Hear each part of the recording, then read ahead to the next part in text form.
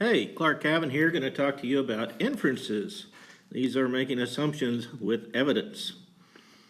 We make inferences all the time when we try to give meaning to things around us. For example, if you saw a picture or even saw this device here, you might wonder, what is this used for? Where is it used? And you would start to answer those questions to make inferences. If I gave you some context, you could see this is an apple core, so it's used in the kitchen. You take the cores of seeds out of apples. Well, we do the same thing. Writers and speakers make implications, or they imply things, and then the reader or the hearer makes inferences or infers something as we interact with literature. An inference is the process of drawing a conclusion from supporting evidence. It's when you go beyond the evidence that's there and you reach some further conclusion. We draw inferences all the time when we say things like, I don't see Ann. She said she was tired, so she must have gone home to bed. Sarah has been going to the gym a lot. She must be trying to lose weight. Or Fido is a good dog, and all dogs love belly rubs, so Fido must love belly rubs. We make inferences when we read literature. The author gives us clues about what's going on, and we have to figure things out based on that evidence.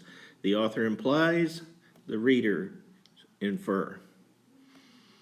But inferences can be good or bad, depending on the logic behind them.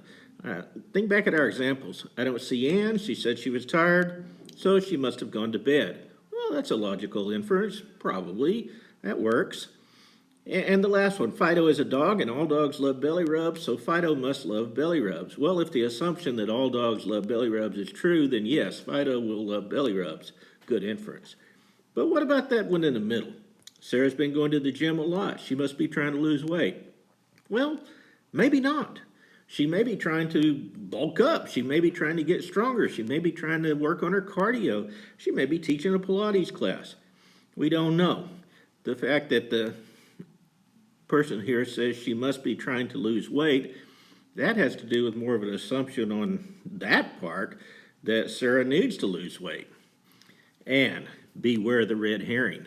A red herring is a distractor. It's something that is set up to make you infer the wrong information. So, sometimes authors put in those into stories to lead you astray. Always be careful on your inferences. Now, we can make an inference here. Harry's face turned red. He started to yell, balling up his hands into shaking fists. Well, with that inferences, it would be impossible to understand the world around us. It's all well and good to ask for evidence and proof, but sooner or later we inevitably have to go beyond the evidence and draw a conclusion.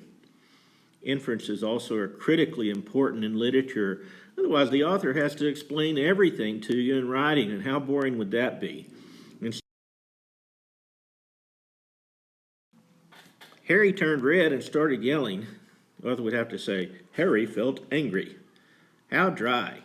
How much less fun it would be to read if they had to tell you everything. Instead, authors make their books compelling by giving you clues and rich details and letting you draw your own conclusions as a reader. Even if these conclusions are pretty obvious, like in Harry's anger case, it's more fun as a reader if you get to make that inference yourself. Here's an example. I think, therefore I am. This is a famous quote by René Descartes. Probably the most famous inference in the history of philosophy. It's pretty sound logically, but there is a hidden assumption here. That hidden assumption is that all thinking things are or exist. We could say, I think, and all thinking things are, therefore I am. Nah, let's stick with I think, therefore I am. Thank you, Mr. Descartes. How about this inference? Dad, come on, you got to get up. Well, you might remember that scene when Simba finds his father. He's been trampled to death by wildebeest.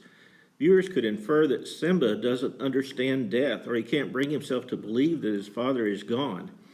We also see Simba making a wrong inference that his father is sleeping or has been knocked unconscious. So inferences can happen at many different levels. Well, we've seen that inferences are made by readers, listeners, or viewers. They're logical conclusions based on textual evidence. It's important when you make an inference that you be able to point back to evidence from the text so that you are not drawing a false conclusion. You know, as we said, we use inferences all the time to make meaning from the world around us. I hope this helps. Special thanks to literaryterms.net. If you have any questions, let me know. You can send an email to dr.cavan 415@gmail.com, or of course at david.cavan@fwisd.com. Have a great day.